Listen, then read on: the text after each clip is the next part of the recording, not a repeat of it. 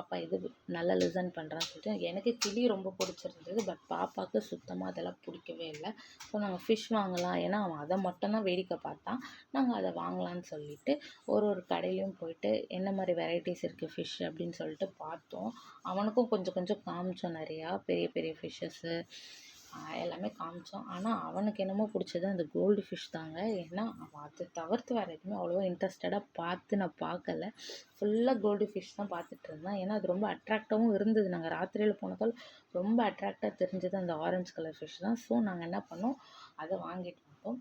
சரி first tank வாங்கணும்னு சொல்லிட்டு போயிட்டு ஒரு கடையில் டேங்க்கு, இந்த கலர்ஃபுல்லான ஸ்டோன்ஸு, ஃபில்டரு எல்லாமே வாங்கினோம். மேலே அப்புறம் டாப்பு அதுவும் சேர்த்து வாங்கினோம். இது மொத்த காஸ்ட்டும் சேர்த்து 2000 ஆயிடுச்சு.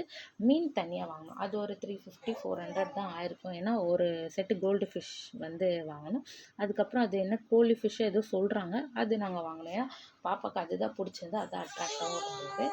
ஸோ நாங்கள் என்ன பண்ணோம், வீட்டுக்கு வந்து ஃபுல்லுத்தையும் செட் பண்ணோம். இதில் என்னென்னா இந்த கோழி ஃபிஷ்ஷுன்றது டக்குன்னு எகிரி குதிச்சுது. ஸோ கொஞ்சம் கஷ்டமாக தான் இருந்தது எடுத்து போட. கடைசியில் ஃபைனல் அவுட்புட் பார்த்திங்கன்னா செம்மையாக இருந்தது. எனக்கு பிடிச்சிருந்தது. உங்களுக்கு எப்படி இருந்ததுன்னு சொல்லி மறக்காமல் கமெண்ட் பண்ணுங்கள். நம்ம சேனலையும் சப்ஸ்கிரைப் பண்ணிக்கோங்க. By guys.